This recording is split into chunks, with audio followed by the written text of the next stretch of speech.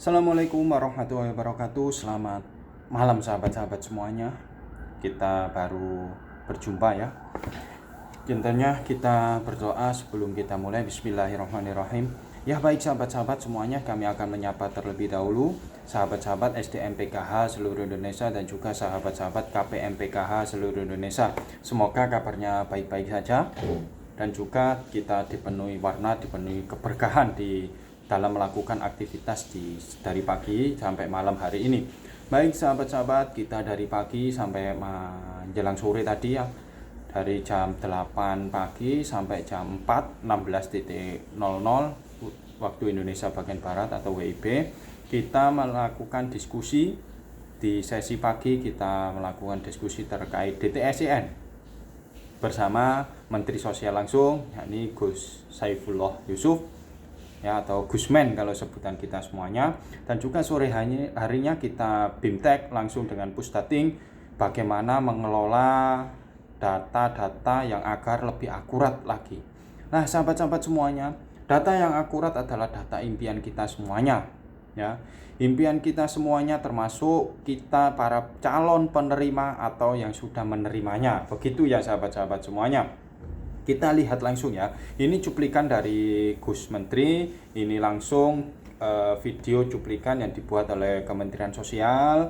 Tadi acara kurang lebih berjalan 3-4 jam ya bersama Gus Menteri ya. Kita lihat langsung sahabat-sahabat, nanti kita bahas masing-masing ya. Nah, seperti ini ya. Sahabat-sahabatku semuanya, ini di Kabupaten Sidoarjo.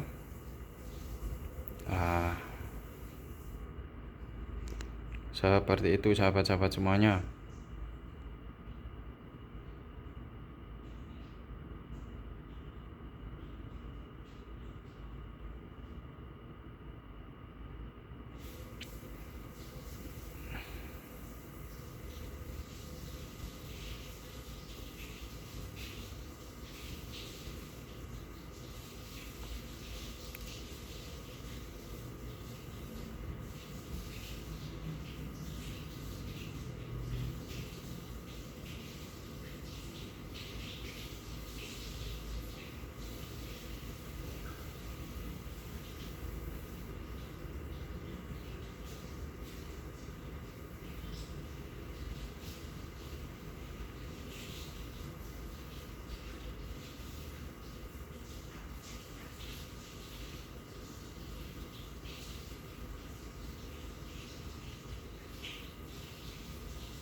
Oke sahabat-sahabat ya, kita melihat cuplikan video dari acara tadi dan pencapaian Kementerian Sosial dalam pengelolaan data.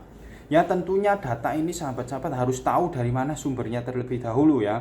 Data ini adalah data gabungan semuanya dari Kementerian Sosial, BPS dan juga dari BKKBN. Seperti itu sahabat-sahabat. Gabungan 3 data ini akan digabungkan satu-satu dan dikelola. Ya, bedanya apa sahabat-sahabat dengan data yang dulu? Kalau data yang dulu itu hanya mencakup wilayah warga miskin saja.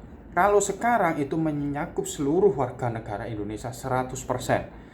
Baik yang ekonominya ke atas maupun ekonomi tinggi itu akan tercakup secara semuanya. Nah, jadi apa fungsinya ini data? Yakni menentukan desil sahabat-sahabat. Ya, dalam penentuan desil, peran pendamping adalah melakukan ground checking.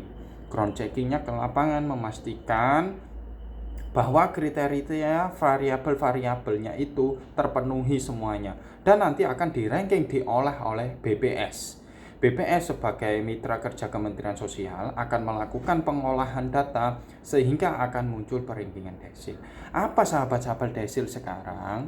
Ya, perlu diingat sahabat-sahabat semuanya, desil 1-4 itu sekarang diperuntukkan untuk PKH dan juga sembako. Bukan lagi hanya PKH, tapi PKH dan sembako. Apakah Kak desil 5? Apakah saya lansia desil 5?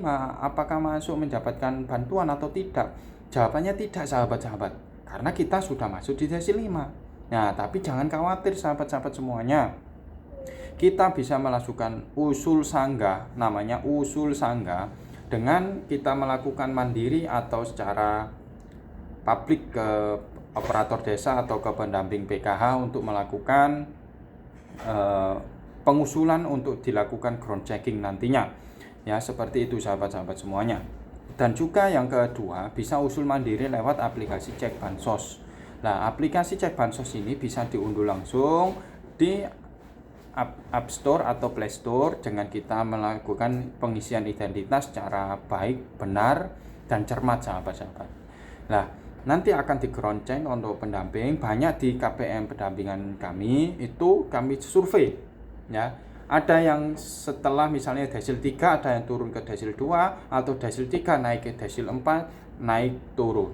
Tolak ukurnya apa? Banyak variabelnya sahabat-sahabat. Ini perlu diingat ya. Yang pertama, nama identitas sahabat-sahabat semuanya terutama lansia ya, jangan pernah dipinjamkan ke anak atau saudara-saudaranya itu sahabat-sahabat untuk melakukan registrasi listrik dengan KWH atau dengan watt yang tinggi, dengan tegangan yang tinggi. Itu bisa berpotensi menaikkan desil sahabat-sahabat semuanya. Yang kedua, jangan pernah meminjamkan identitas kita untuk keperluan pinjam meminjam ke bank atau keperluan dengan bank, misalnya pembelian secara kredit atau lain sebagainya. Itu juga bisa menyebabkan. Yang ketiga, BPJS kita itu dibayar secara mandiri. Kalau secara mandiri berarti otomatis kita dianggap sudah mampu. Seperti itu ya sahabat-sahabat semuanya, kriteria-kriterianya banyak juga. Nah, jangan lupa tonton video-video dari kami yang kami buat, yang insya Allah bersumber dari Kementerian Sosial langsung, dari kita hasil koordinasi langsung, dari surat edaran dari Kementerian Sosial. Terima kasih. Wassalamualaikum warahmatullahi wabarakatuh.